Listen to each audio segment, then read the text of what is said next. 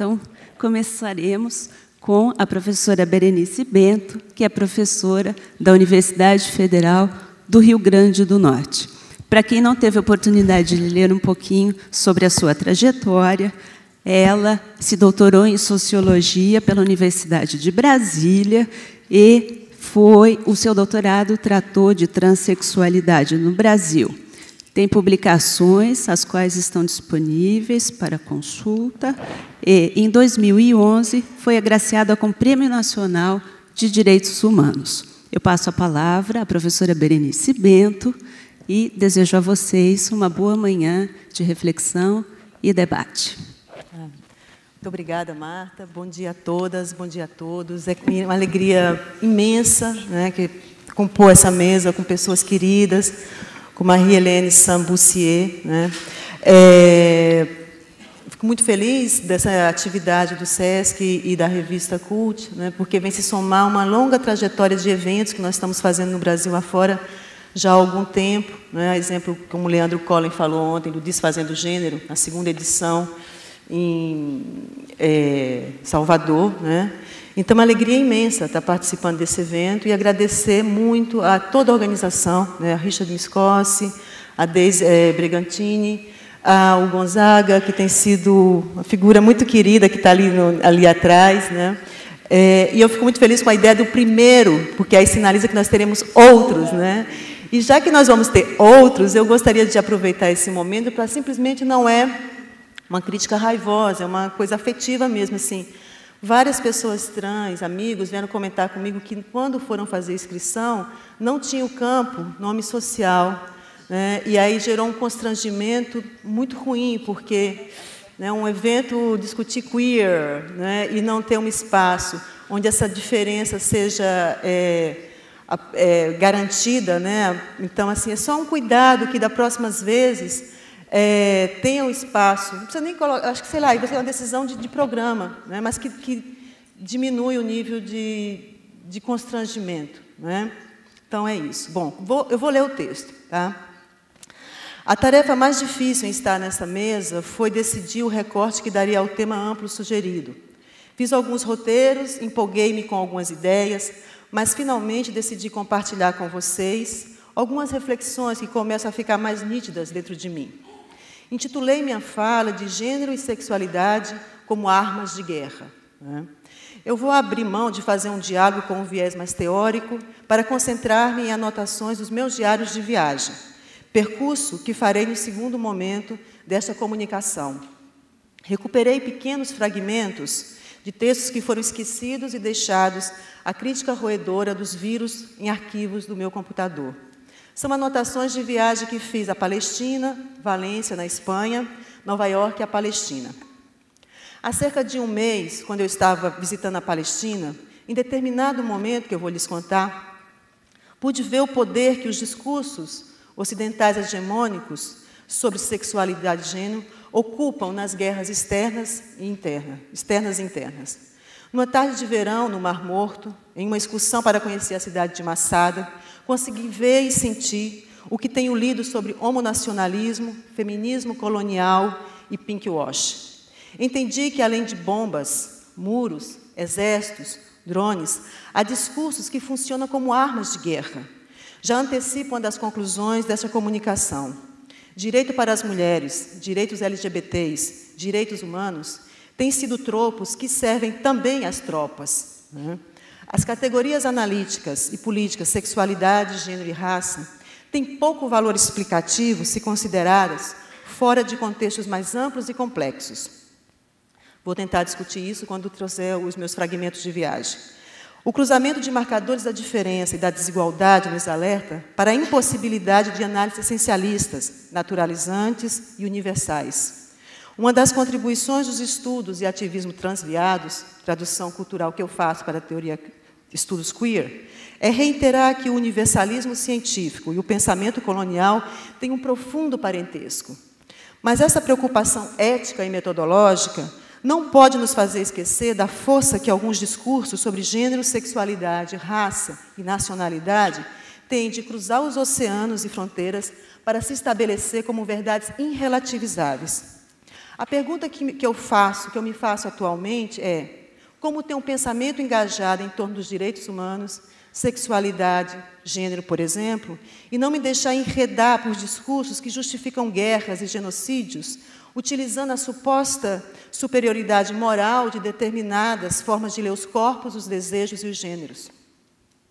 Os efeitos dos discursos que constrói, por exemplo, a mulher muçulmana como uma espécie humana que se caracteriza pela fragilidade e subalternidade, viaja e chega às ruas das cidades brasileiras. O que autoriza uma pessoa a arrancar o véu da cabeça de uma mulher muçulmana? Este ato não aconteceu em uma rua de Paris, cidade conhecida por uma crescente islamofobia, mas aqui em São Paulo. Este é apenas um dos muitos relatos que estão presentes no livro Olhares Femininos sobre o Islã, organizado por Franci Rose Barbosa. Há um reiterado discurso de infantilização das mulheres muçulmanas. O ato de arrancar o véu está assentado na legitimidade de um determinado conceito, que um determinado conceito de gênero assume, empoderando aquele que cometeu o ato violento. A obsessão do Ocidente pelo véu seria mais um dos efeitos das teorias encarnadas que viajam. E a metáfora da viagem aqui, eu estou, obviamente, pirateando, de Pedro Paulo Gomes Pereira, que espero que falem hoje para a gente sobre isso, né? Sobre como ele tem feito todo um esforço para decolonizar o queer numa leitura bastante instigante dos nossos cânones, como Foucault, né? Agamben, apreciado, né? O Paul Preciado. Vejo também como resultado de uma determinada concepção de gênero, ações como a do Estado francês, que, em nome de promover a abolição da prostituição, persegue as putas e nega o direito às mulheres portarem em seus corpos símbolos de suas religiões. Tanto as putas quanto as muçulmanas, mulheres majoritariamente pobres e imigrantes, parecem poluir o Estado francês de concepções primitivas do gênero feminino. Em ambos os casos, o que se nota é o Estado operando as suas ações a partir do discurso da infantilização das mulheres. E, ao fazer isso, lhes nega a capacidade de agência. A infantilização e a patologização são retóricas do poder colonial.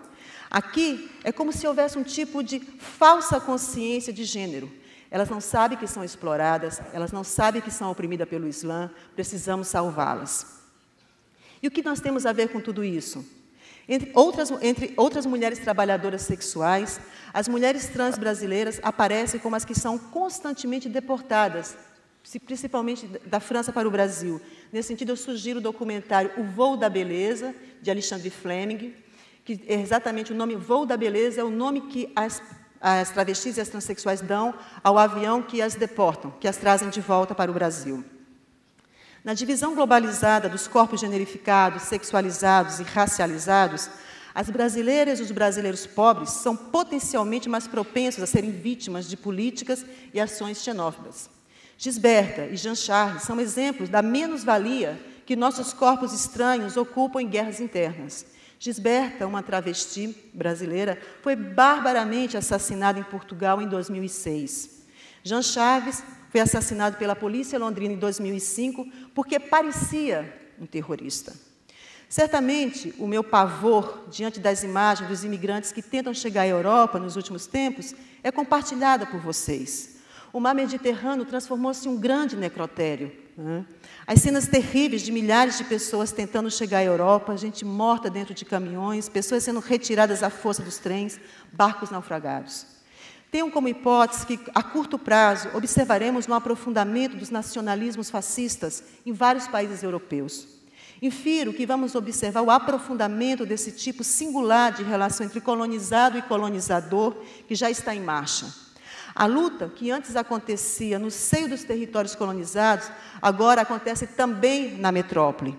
Não se trata mais de disputar discursos à la Sepúlveda e Bartolomé de las Casas.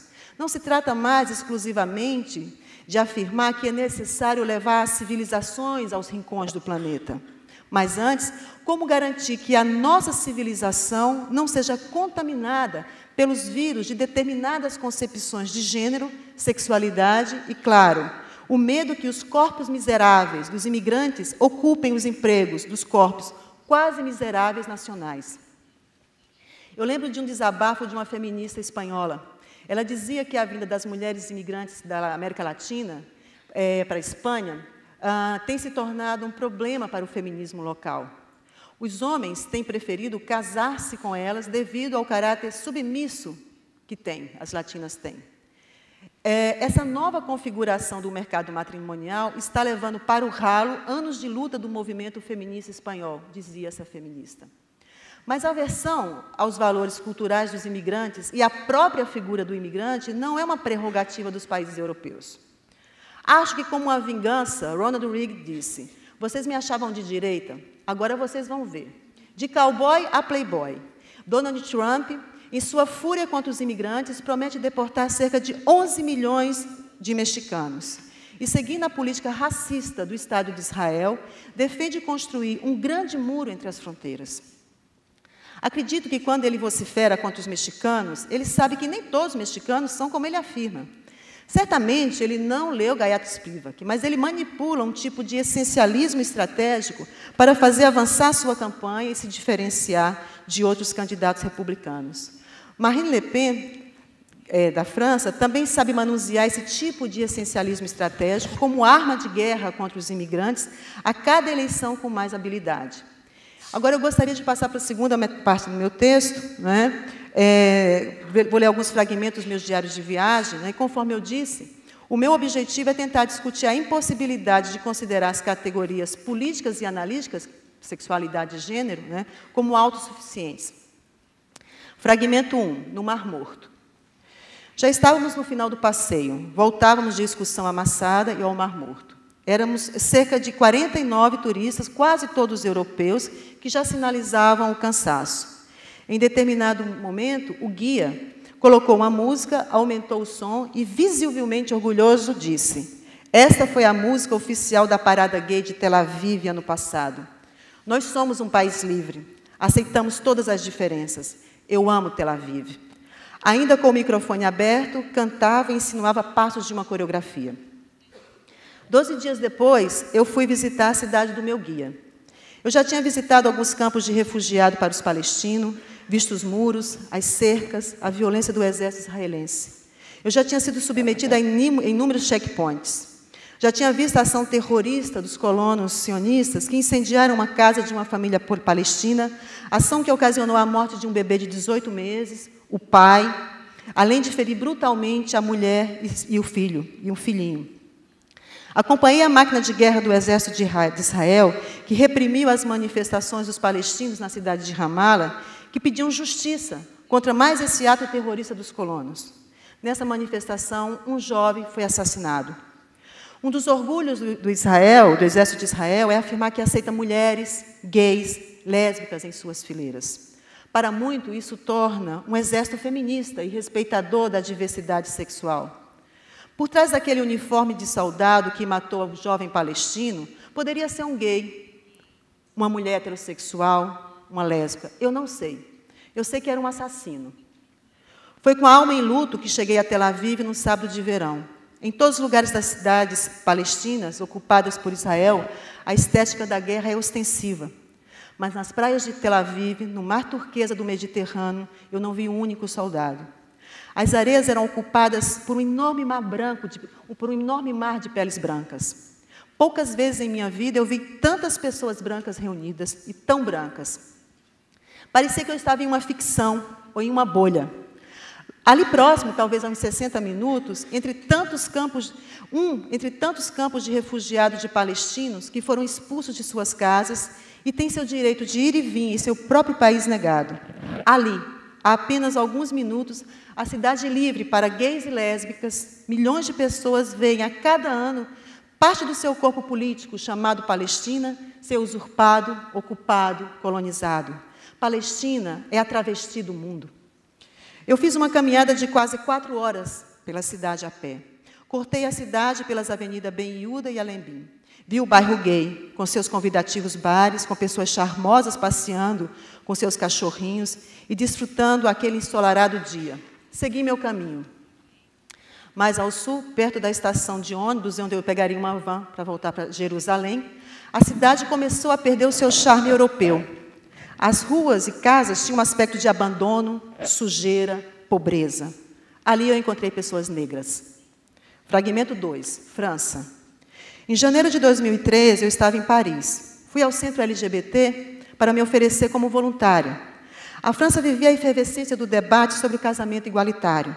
Visitei o centro e expliquei que não era fluente em inglês, mas que talvez pudesse ser útil no atendimento a LGBTs imigrantes que falassem espanhol ou português. Fui informada que a minha ajuda não teria nenhuma serventia, porque o critério para ser voluntária no centro era falar francês. Voltei outras vezes ao luxuoso prédio do centro para participar de outras atividades. De fato, eu não teria muito o que fazer ali. Eu nunca vi uma pessoa trans imigrante naquela sala. Portanto, aquele espaço era voltado claramente para atender às demandas das lésbicas e gays francesas. E o resto do resto continuaria resto. Ainda nessa mesma viagem, eu tive a oportunidade de fazer alguns registros dentro do metrô. Sinto apenas um, pequenininho. Há muitas formas de estabelecer limites, que pode ir desde a marca visível, reconhecível, até um olhar de desprezo de uma mulher branca no metrô de Paris, que se sente incomodada com a invasão milimétrica de seu assento por uma mulher gorda, negra e visivelmente muçulmana que está a seu lado. Com um ar de fúria, a vi levantando-se e ficando em pé até chegar à sua estação, ironicamente chamada Nação. Antes de descer, lançou um olhar de ódio para aquela mulher que estava concentradamente olhando para o seu bebê que dormia suavemente.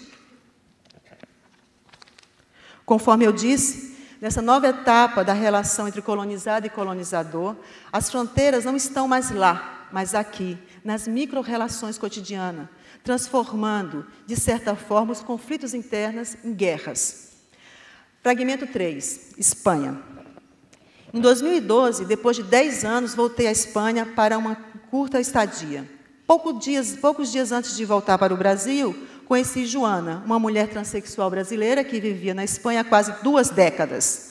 Quando eu e meus amigos a encontramos, ela estava na rua, chorando e com alguns machucados, resultado de uma briga com seu namorado. Tanto ela quanto o namorado fizeram denúncias de agressões à polícia. Todo esse processo, encontrá-la, a chegada da polícia, a denúncia de agressão, a detenção de ambos para averiguação, foi acompanhado de perto por mim e pelos meus amigos. Eu fiquei impactada quando vi os termos que os policiais usavam para referir-se a Joana. Tratavam-no como mulher, afirmavam que se a violência contra ela fosse tipificada como violência de gênero, ela teria toda a proteção do Estado espanhol. No dia seguinte, eu e meus amigos fomos prestar depoimento. O quadro mudara completamente. A violência não seria tipificada como gênero, violência de gênero, mas como violência doméstica, considerando que eram 2 homens que brigavam. Eu não conseguia entender. Eu não conseguia entender. Joana é uma mulher transexual que vivia com um homem e, devido ao fato de sua identidade de gênero não ser reconhecida legalmente, isso a transformava em um passe de mágica em um homem e deslocava imediatamente a natureza da agressão e do processo jurídico. Para os casos de violência doméstica, não há a mesma punição daquelas resultantes de violência de gênero. A funcionária da Justiça repetia para a gente, ele não tem papéis, está ilegal. Né? Joana, por seu déficit de pertencimento legal, tinha seu campo de direito reduzido a nada. O que nos leva a pensar, junto com Judith Butler, que os direitos e os direitos humanos só existem a partir de condições prévias. Neste caso, está vinculado legalmente a um Estado. Com isso, acontece uma limitação do próprio alcance dos direitos humanos. Parecia que tinha pouca importância a verdade dos fatos. Nada do que Joana falasse mudaria o fato primeiro.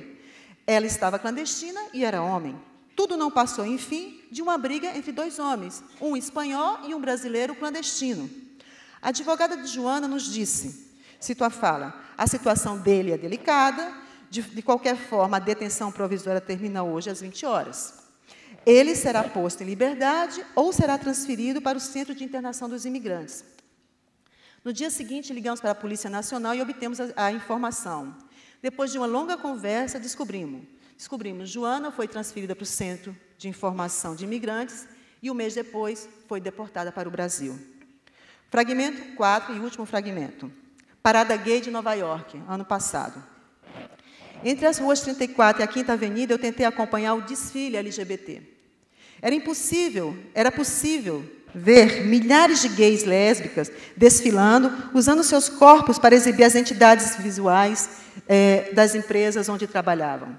Camisetas, uniformes completos, brasões das empresas. Eu nunca tinha visto nenhum trabalhador exibir com tanto orgulho o pertencimento a uma empresa. É claro que todos precisamos trabalhar, mas o que eu não consigo entender completamente é o que faz um gay participar do orgulho LGBT, exibindo o uniforme de sua empresa e desfilar na ala de sua empresa, mesmo que ela seja a Nike, conhecida mundialmente pelas condições degradantes a que submete seus trabalhadores em vários países do mundo. Como a parada era organizada por alas, principalmente corporativas, concluí que não havia uma justa posição assimétrica de identidade, mas posicionamentos hierárquicos, na qual o pertencimento corporativo prevalecia.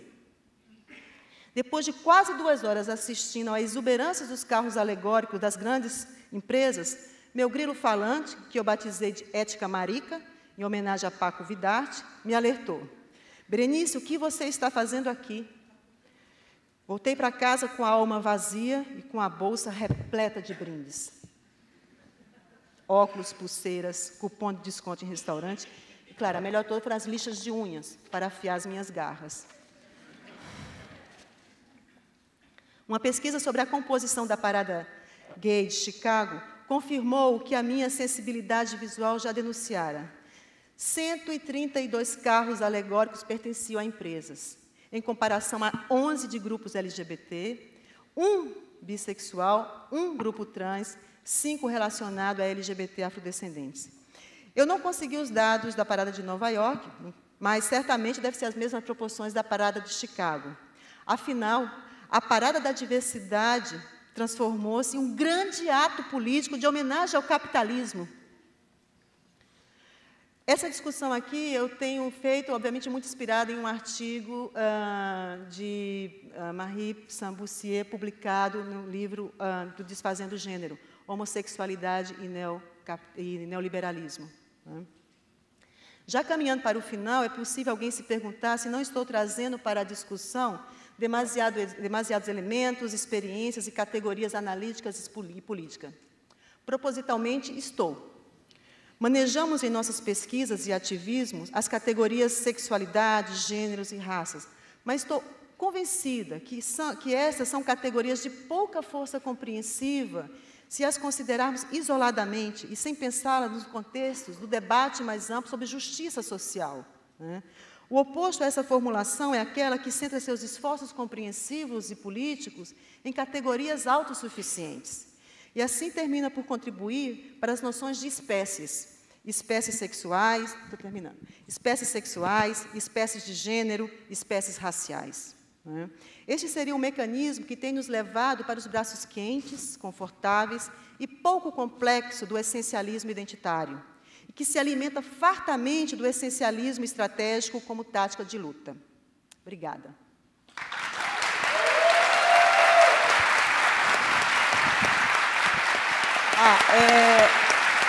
Eu gostaria de dedicar essa minha fala ao povo palestino. Obrigada.